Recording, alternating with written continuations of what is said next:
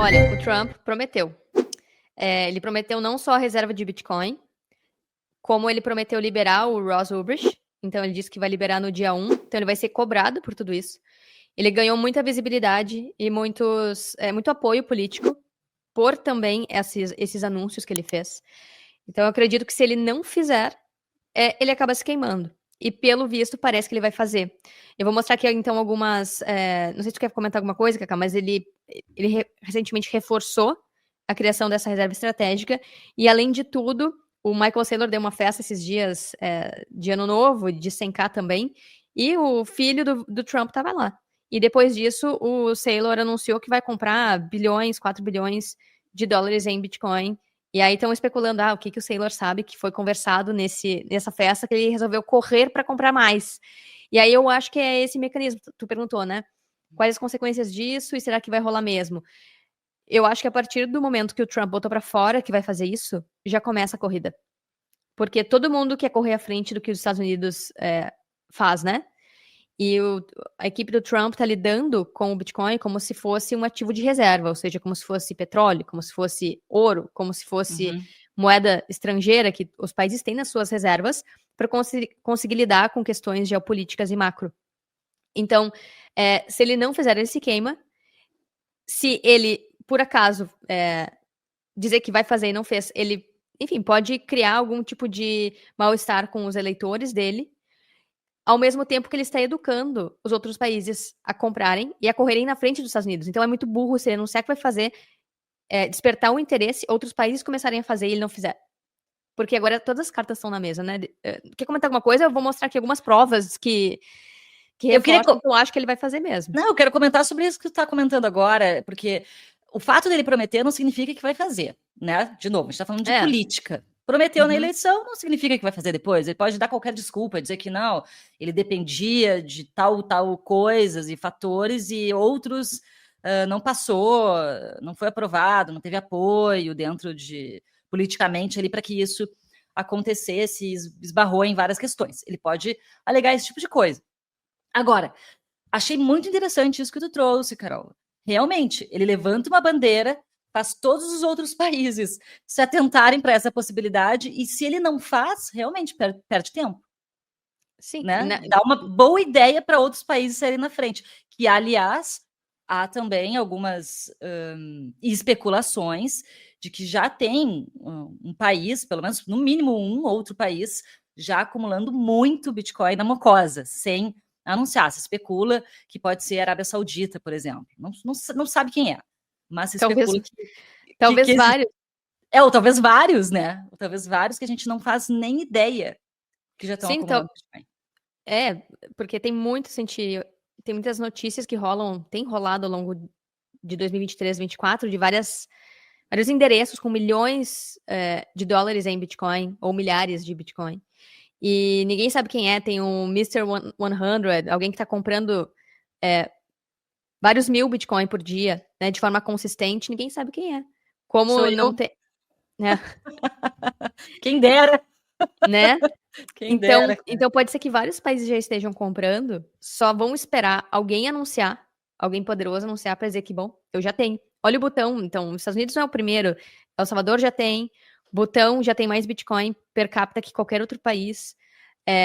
Os Estados Unidos já tem Bitcoin, mas é via confisco lá da Silk Road, a Europa já tem, a Alemanha vendeu seus Bitcoin, então vários países têm Bitcoin apreendidos, mas nenhum com essa finalidade e função como reserva estratégica. Na verdade, é um rótulo, né? Que eles colocam naqueles Bitcoin que estão parados ali.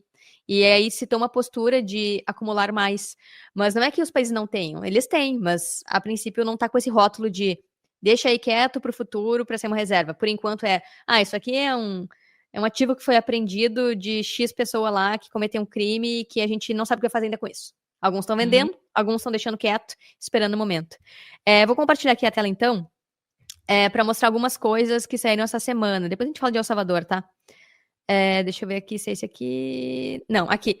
Então, essa é uma reportagem que saiu agora, dia 23, do Trump, dizendo que ele vai fazer a reserva e que isso pode adicionar 280 trilhões de dólares ao preço do Bitcoin, ao market cap do Bitcoin, né? Eles estão com esse valor, tem gente projetando que pode chegar a 800 mil dólares um Bitcoin, só pelo Trump começar a fazer reserva estratégica e vários países também correndo para fazer também.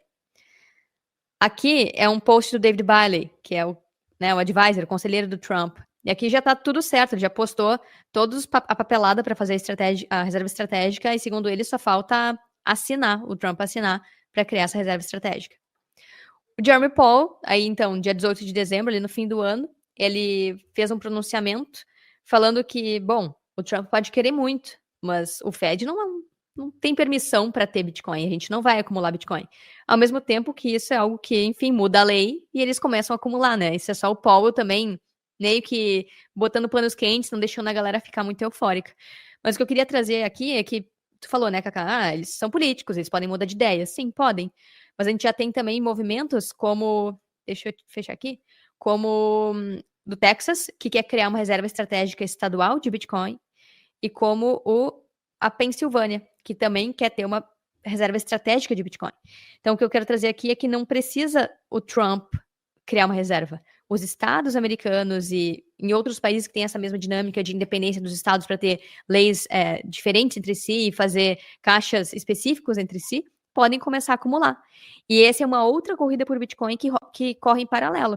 Então pode ser que o Trump sim crie a reserva ou não crie a reserva, mas alguns estados comecem a criar suas próprias reservas de Bitcoin. Inclusive essa senadora, não, desculpa, ela é uma comissária da SEC, né? Ele é representante da SEC.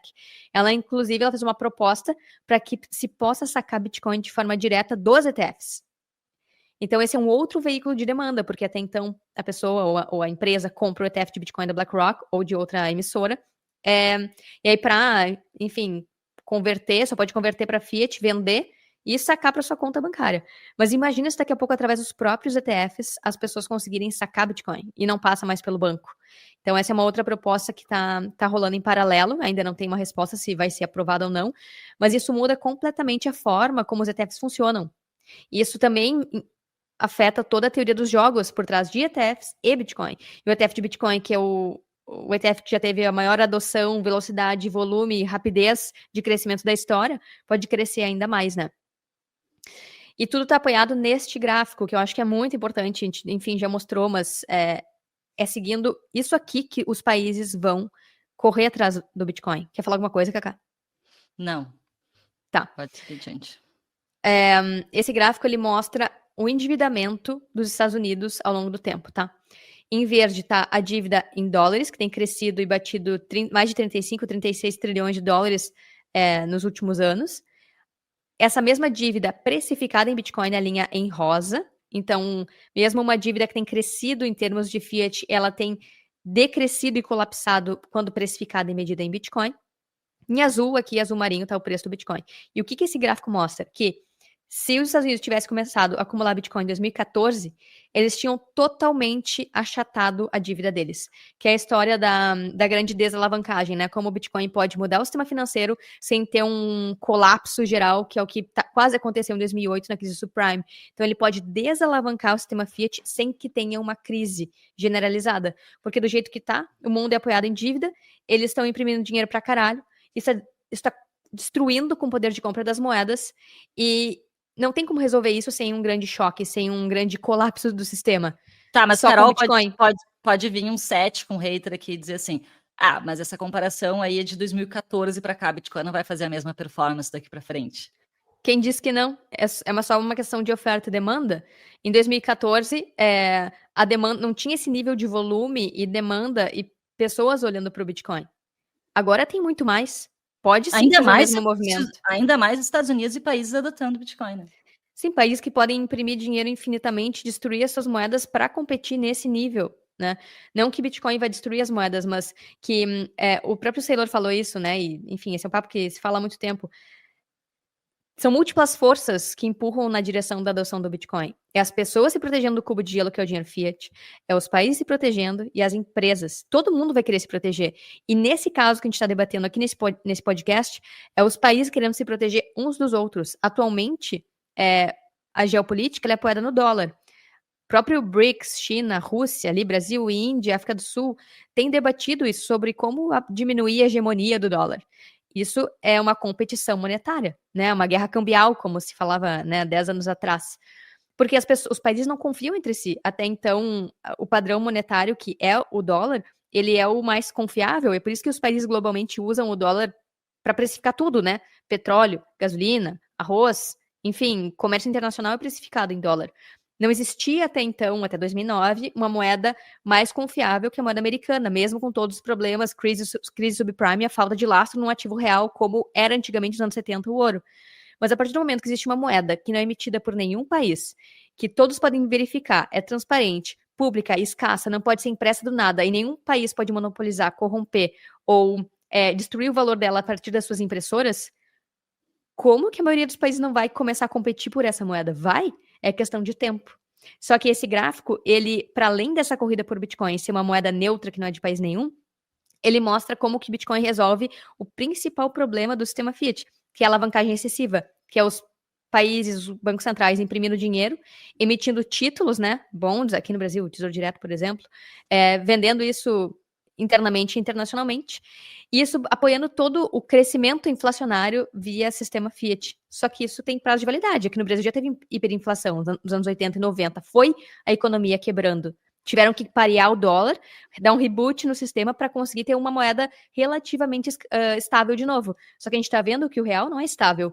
Já está quase 7-1, né, em relação ao dólar. Está perdendo valor. E todas as moedas têm perdido valor em relação ao dólar. Como que eles fortalecem a sua economia e não ficam tão suscetíveis ao dólar?